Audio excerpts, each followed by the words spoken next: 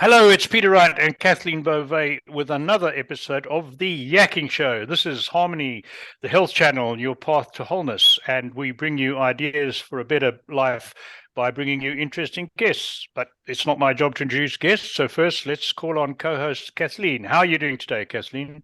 I'm doing great, Peter. Thank you so much. And thank you all so very much for tuning into our show. We so appreciate having you. And as Peter mentioned, we do have another special guest with us today. We're so privileged to welcome Dr. Ed Cohen to the show. Hello, Dr. Cohen. How are you? Hello, I'm great. Thank you. So, Dr. Ed Cohen is a PhD in modern thought from Stanford. He also is the founder of the Healing Council.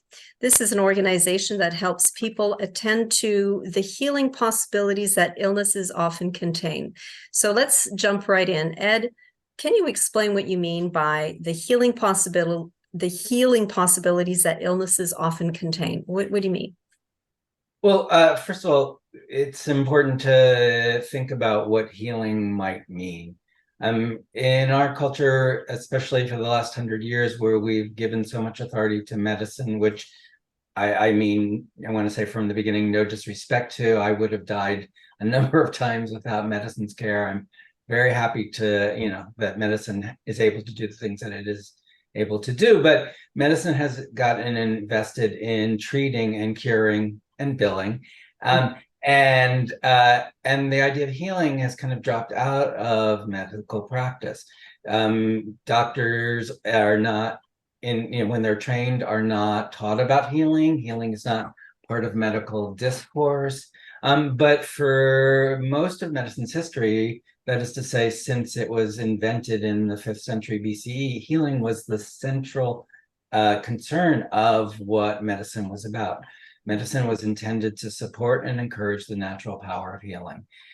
So it's only really been actually less than a century. I mean, since the new kinds of interventions, antibiotics being, for example, one of the first kinds of curative, technologies that were invented in the 20th century. It's only been less than a century that we've really been attached to this idea of cure. I mean, that prior to that, curing was not a possibility. It wasn't even a fantasy. And there's a big difference between curing and treating and healing. Healing doesn't imagine that we can erase our experiences of illness to go back to the way we were before we got sick. I mean, I don't know if you've noticed, but in life, there doesn't seem to be any going back, that we're just going forward. True. And that healing really, in my sense, it's not just a biological capacity, although it is an intrinsic biological capacity. All living organisms, since the first organism that sprang into existence, have shared this capacity. Otherwise, there would be no life. But healing, has been downgraded in the medical imagination. And healing really is our birthright. I mean, it's part of what it means to be a living organism. It's also part of what it means to be part of a collective, communities, cultures, but also it's what, enables us to be part of the planet. I mean, right now, everything on our planet seems to require an incredible amount of healing, from climate change to like COVID makes it really clear that all kinds of new zoonotic illnesses are going to be challenging us in the future, and that it's not merely a matter of coming up with vaccines or antivirals, but that actually how it is that people become exposed, and the ways that we run our economies. I mean, that was what was sort of amazing about the COVID experience around the world, is that we saw like everything stopped. That so much is integrated into the way that we live together. So when I say supporting the intrinsic capacity, that the opportunity that might be available within an experience of disease and illness. I mean, it's my belief, and this comes from my experience of living with Crohn's disease for more than 50 years, as well as from my research as a scholar on the history and philosophy of medicine, and from my work with people who are interested in healing, mostly people with chronic and life-threatening illnesses, that healing does matter.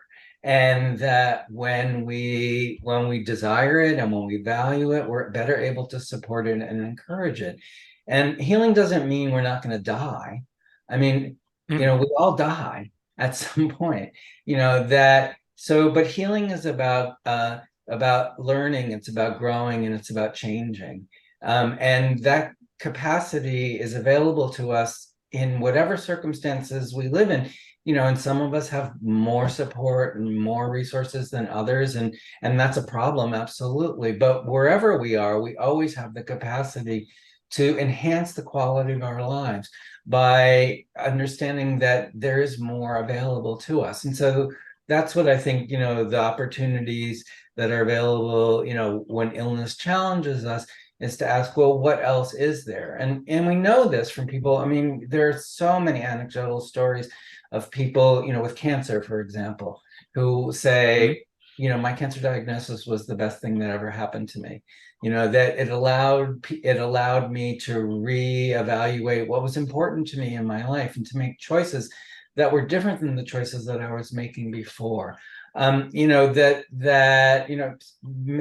there's so many different examples of people who have been, like people will say, I was woken up, by this, this diagnosis or this event. And, and that's the thing is, life gives us so many opportunities to grow and to change and to learn.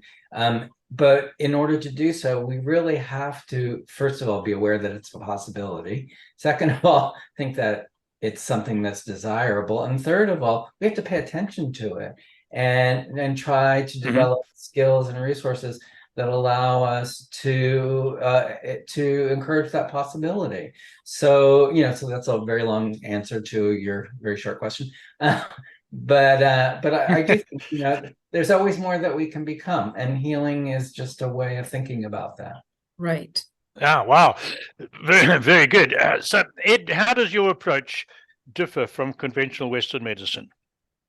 Well, so I would say I wouldn't juxtapose what I am interested in and what I try to support and encourage to Western medicine, because as I say, I mean, I would be dead without it. So, I'm giving no disrespect to sure. medicine. We understand.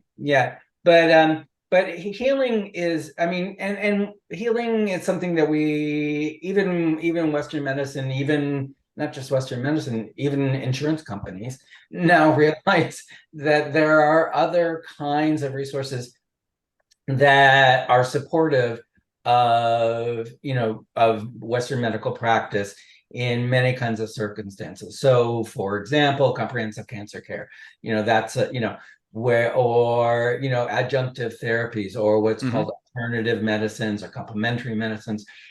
So it's not that there is a complete lack of awareness, but the way that medicine as medicine is constituted, both through the kinds of knowledge that it produces, but also the way in which doctors are trained, right, is really to emphasize the idea that knowledge is the most central aspect of its practice. And doctors are then, when we approach a doctor, we want them to know what's wrong with us. I mean, mostly we desire that. And in doing that, we give over a lot of power to our physicians.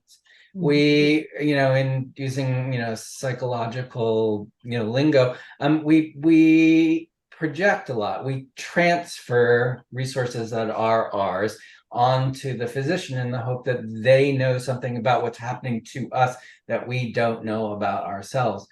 And, and it's great when they do know things, but their ways of knowing are constrained within the rubrics that define what they understand to be truthful. And so much of that, especially in contemporary moments, is what's called evidence-based, which is based on accumulating kinds of data and doing statistical analyses. And the reality is that we're not a statistic, right? there is an idea about the way that medical diagnoses are produced, that someone refers to it as a kind of anybodyization.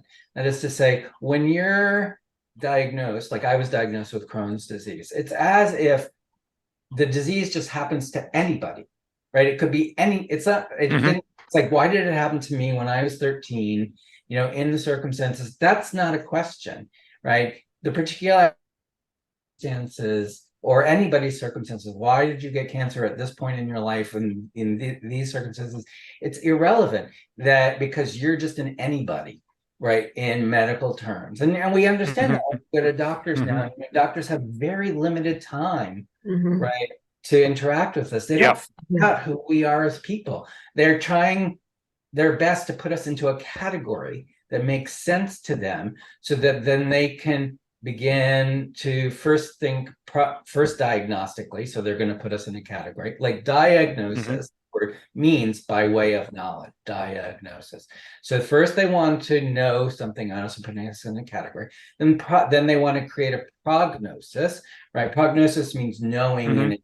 So already we see there's a problem there, because you can't know in advance. We're not God, and so that's why when they give us, statistical information, like, the kind of cancer you have, there's a 55% chance of what, that is not actual information that's relevant to any particular person. It's relevant to a group of people. So one of the things, primary differences that I would say between the way that I think about illness and disease and how I try to support and encourage people is in their particularity.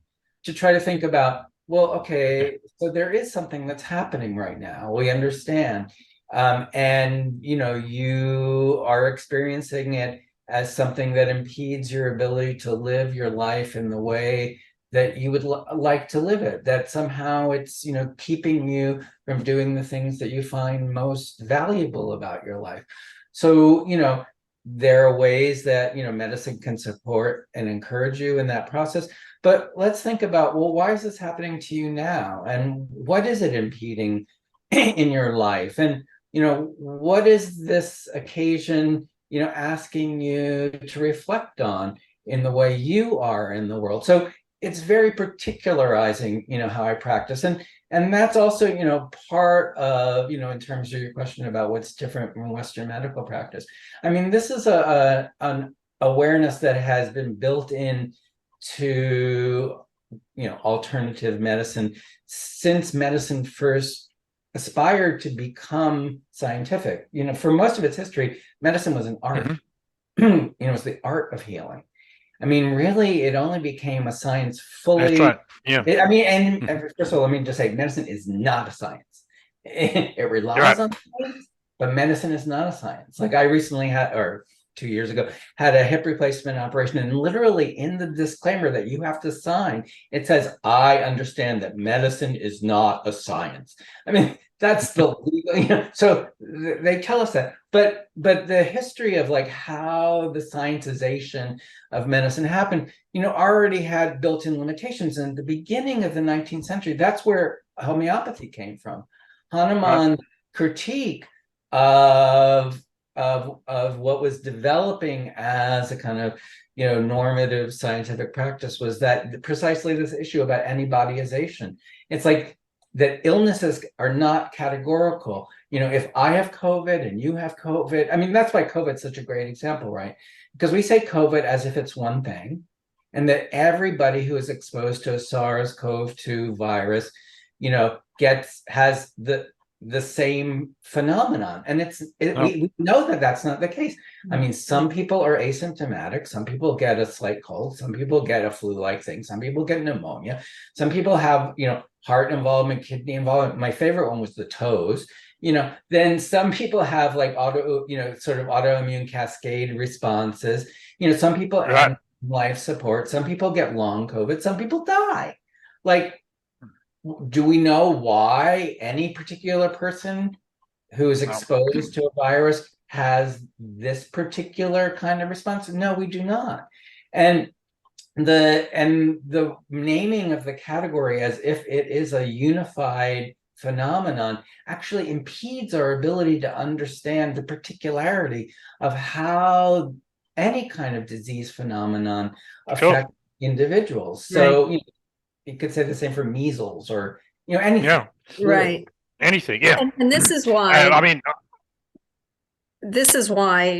sorry, that it's not just healing isn't not just a biological thing. It's not just physical, it's psychological, spiritual, social, it's all of those things. So Political, although you might have a physical diagnosis and the doctor might say, we have no idea how this stuff just happens. It's out of the blue, and you just happen to be unlucky. Right. That's not true. No. Well, that's so like I have Crohn's disease, right? So I was diagnosed when I was 13. Now, Crohn's disease is mostly, not entirely, mostly considered to be an autoimmune illness. Now, first of all, so when I was 13, they came into my room and said, we think you have, Crohn's. Crohn's is an autoimmune illness that's affecting, the lining of your digestive system. And, I was 13, I had a pretty big vocabulary, but autoimmunity was not a word that I knew. So then they tried to break it down for me, right? And so first they're like, well, autoimmunity is like you're allergic to yourself. And I'm like, okay, that is really not helping. So then they were like, it's like part of yourself is rejecting yourself. Yeah. Again, not super helpful. And finally they said, well, it's like you're eating yourself alive. Okay, now I could understand that, but that was not a helpful way to explain what was happening to me, nor did subsequently, many years later, that I found out, was it even an accurate, account of what autoimmunity is? And the thing that's ultimately amazing, I mean, I've done a lot of work. I wrote a whole book about the history of immunology. I've done all this work on the history of autoimmunity and how autoimmunity, they don't know what it is. Nobody, not anybody knows what autoimmunity is, what causes it, why it occurs, when it occurs, to the people it occurs. There are now 80 to 100 illnesses that are attributed to autoimmune etiologies. They affect approximately 5 to 10% of the population in the United States. I mean, huge numbers of people, ranging from asthma to diabetes to multiple sclerosis and they're all highly different, and yet, they're all kind of attributed to this particular kind of causality that they literally not only do not know what it is, but it actually is paradoxical, because the way that they understand how immune function operates, and this is again in the COVID, it became really clear, was the idea that our immune systems defend us against against the attacks of microbial pathogenic agents, right? So it's predicated as, in the 20th century, immunity was defined as the science of self, not self-recognition. So so self, not self-differentiation is central to immunology, but autoimmunity contradicts that, right? Because it breaks down the opposition between self and not self. Like what my doctor said to me, it's like you're allergic to yourself, or you're rejecting yourself.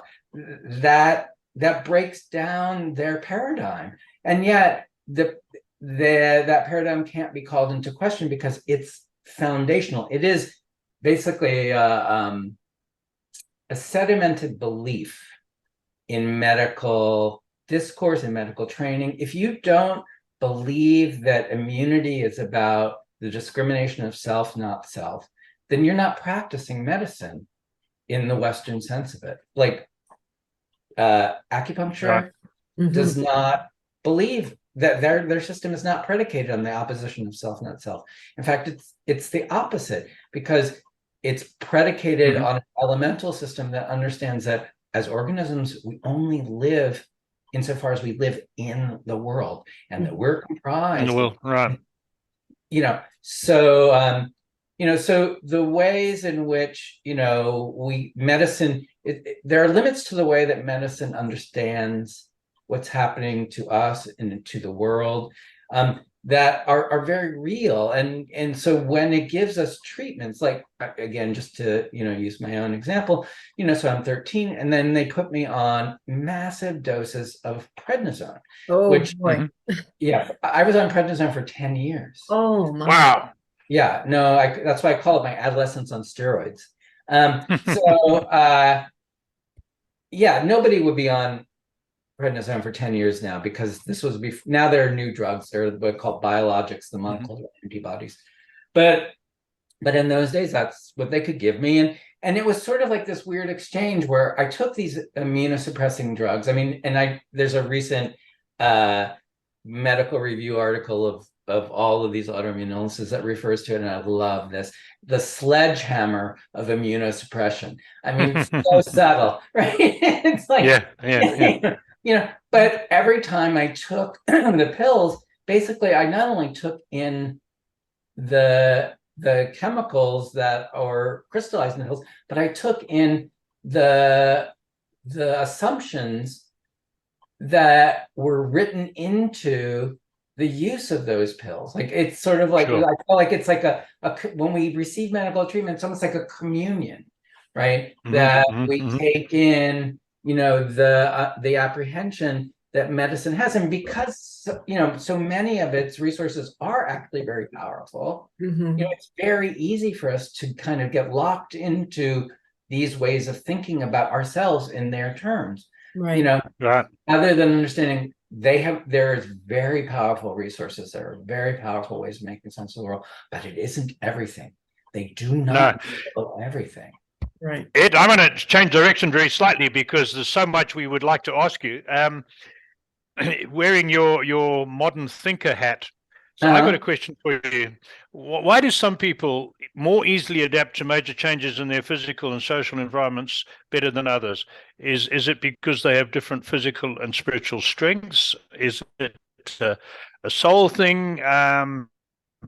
I'm quite a student of why people overcome adversity to a greater or lesser degree, and it's always puzzled me why some people rise to challenges and do well, and others just become victims and fold up and pack their tent and run away. What's your thinking on that one? Oh, wow. So karma, past lives. Honestly, I can't give a good answer to that. It is certainly, it would seem that there's, again, some environmental, conditions, which include socioeconomic, historical, obviously the way that people respond to things now is not the way that people could respond to things 100 years ago or 300 years ago. So, one of my favorite quotes from Karl Marx is, we make our own history, but not in circumstances of our own making, right? So, partly it's obviously contextual, but, how it is that, think about people like siblings, you're in the same family, you have, of course, the reality is because of birth order and everything else, we don't actually have the same parents. I'm a fourth child. My parents were not the same parents as my youngest brother. But there's so much circumstantial. But how it is that particular people are able to actualize some possibilities that other people somehow seem not to be able to engage with, honestly, I don't know. My personal belief, this is just totally a personal belief, and it's the way that, I act as if this is the case, is that I say to myself, what is the healing that birth took me for in this life?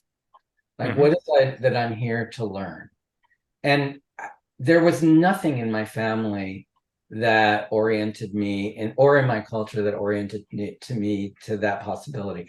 My parents, my mother was a communist, my father was a physical chemist. They were both atheist Jews. that, in my family, matter was all that mattered. That was not, how did I come, well, partly I came to it by virtue of my illness, that was something, but it didn't happen right away. I mean, really, I had a kind of life-changing near-death experience. I mean, I almost died. I had a whole out-of-body thing. Wow. And then I spontaneously began to go into trances. And I mean, and then I was opened to, and then was able to find teachers. I mean, how did that happen? I have no idea. I mean, I can tell you what happened. I can tell you how important it was. Sure. But honestly, it was like my experience, I was like, I got a message from the trees. I mean, I don't know.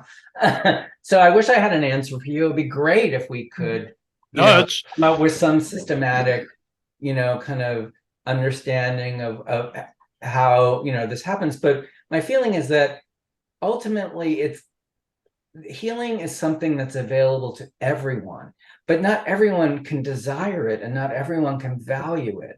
And that's really what my work tries to do, is to provide a compass to help people, to realize that these are possibilities that our culture, doesn't train us, doesn't teach us, are available to us, or there doesn't teach us that are important.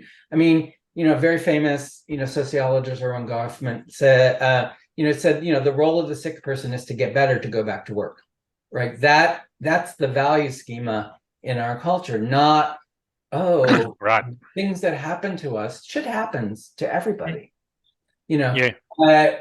rather than thinking, oh, well, I can turn that shit into fertilizer and maybe grow something new. Most people are like, why the fuck is this happening to me? Yeah. And what like, we are like, why me? Why this? Okay. And So Ed, on that point then, how does a person delve deeply into their own soul in order to help facilitate healing? How do you help them do that? Or do you? oh, yes. Yes, that's what I try to do. Right. And so, well, first of all, my belief is that if people come to me for support, that there's already something in them that's activated. Like, there is already something in them that knows how to heal, that is desiring something more.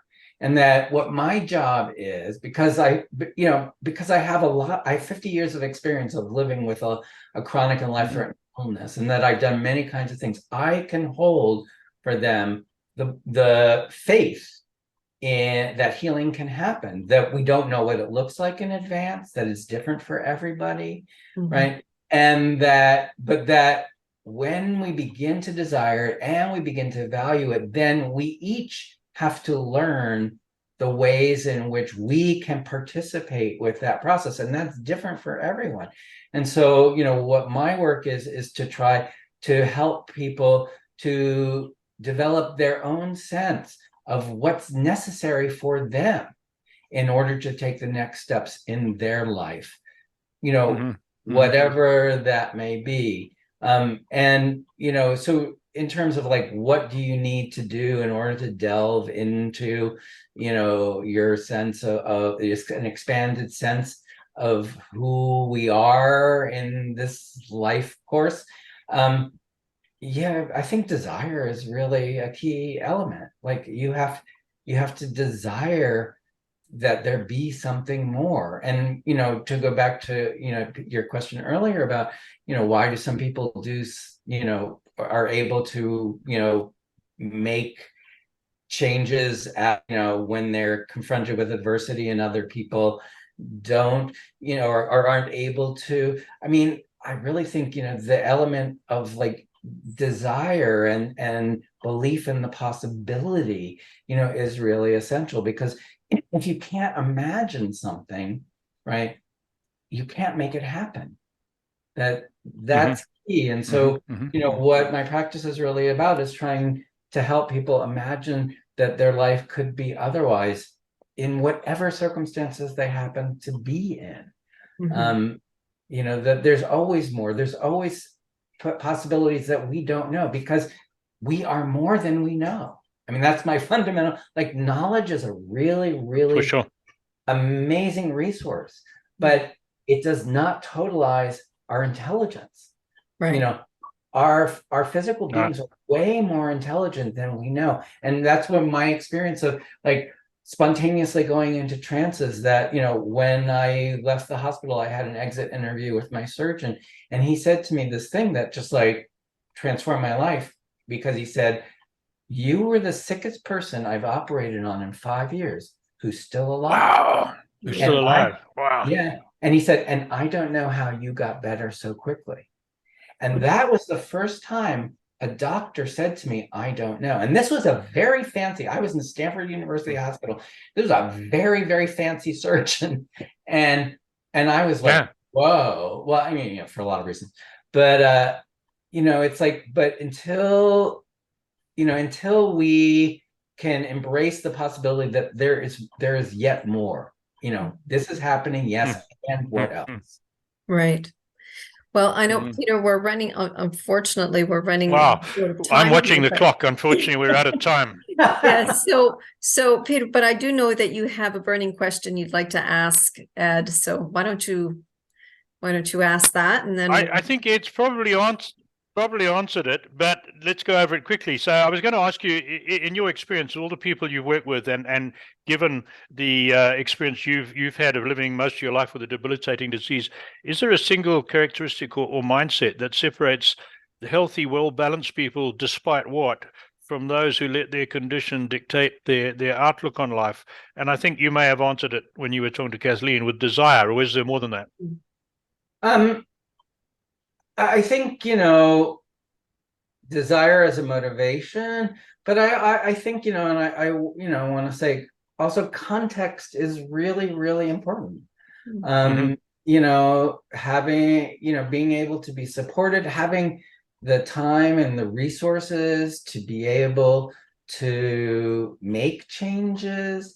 I mean, so many people in the world today live in conditions in which they're so constrained by just the immediacy of survival, right? That, the it is almost nearly impossible to imagine things otherwise. Of course, it's not, impossible, because some people do, and some people become amazing, transformative, beings in the world. I mean, and I don't know if they're bodhisattvas. I don't know, if they've come through many life cycles, and I don't know how that happens. But I think, it's really important for us to understand that, as living beings, we are always in a context, and it's the relationship between our particularity and then the world that we participate in, that we are participants, that we participate with the world.